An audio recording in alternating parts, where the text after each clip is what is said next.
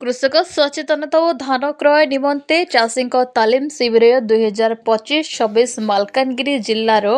पड़िया ब्लॉक कार्यालय ठारे तालीम शिविर अनुष्ठित होईछि। एही शिविर रे समस्त ब्लॉक चाषी भाई तथा समस्त ग्राम पंचायत सरपंच समिति सभ्य पड़िया ब्लॉक अध्यक्ष श्री कल्याण विश्वास नवरंगपुर संसद प्रतिनिधि श्री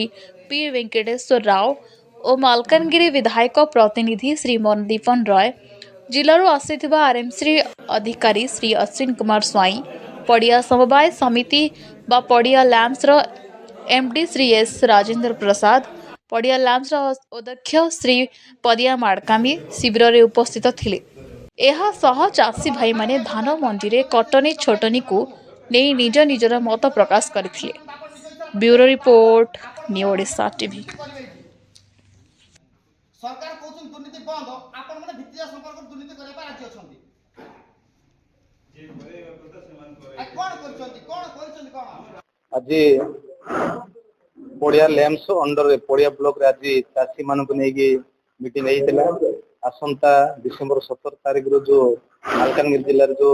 मंडी चलीबा को आरंभ होउछे सेति आज समस्त चाषी मान को गुटी जगह डाकी ब्लॉक रे डाकी आज मीटिंग कराइछे। जेहेतु धान जमीती भल धान आनिबा आ पैसा गवर्नमेंट किमती आम भल पैसा नेबो से आमको सचेतन किंतु मु सरकार को मु अनुरोध करिवे जो एफएक्यू धान आनिबा पई जो सरकार कहउछंदी किंतु हमर जमी किभली भाबरे अछि से माटी परीक्षा करंतो सेही माटी परीक्षा करबा अनुसार सार जगे दियंतो सफिशिएंट हमको केनाल पानी दियंतो ताहेले जो एफएक्यू धान हमको तैयारी होबो आ सही प्रकार चाषी कहतु जो कटनी चटिन जो करुचंती मिलर वाला सेटा किंतु सरकार को हमर अनुरोध आमे एफएक्यू धान हमर हेई पारने सेति पई धान किमती नेबे कटनी चटनी आमे करि पारबो नै। तो एटी सिमिलवांचर प्रथम मंडी इनाग्रेशन सहित मंडी हबो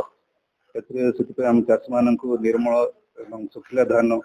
जेपर आनिकी एफएक्यू मान जो 31 टंका 2369 टंका और इनपुट सब्सिडी सहित 31 टंका जेपर पाइबे से विषय समस्त को जनइलु। चलित वर्ष आमर धान क्रय आमर डिसेंबर 17 रु आरंभ होबो। एटा आमर डीएलपीसी मीटिंग रे आमर धार्य करा जायछि कलेक्टर द्वारा। आमर चाषी भाई मानक आमर अनुरोध सफा सुखला धान आमर मंडी को आनी आपण क्विंटाल पिछा 2369 टंका आमर एमएसपी सहित आमर जहाँ इनपुट सहायता सहित सर्वमोट 31 टंका आपण क्विंटाल पिछा पाई लाभवान होई परिजे। आपण निकटस्थ लैम्प किबा डब्ल्यूएसजी मानक सहित आपण संयोग करी आपण निजर टोकन रिलेटेड जहाँ आपण इनफॉरमेशन पाई परिबे। एथि सहित सरकार द्वारा सुविधा करा जायछि आपण एसएमएस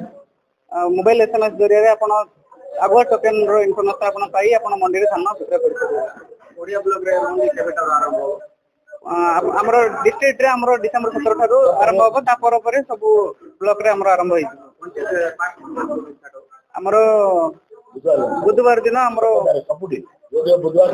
डिसेंबर 17 रे जो बुधवार हमर मंडी अछि सेठी हमर इनाग्रेशन होई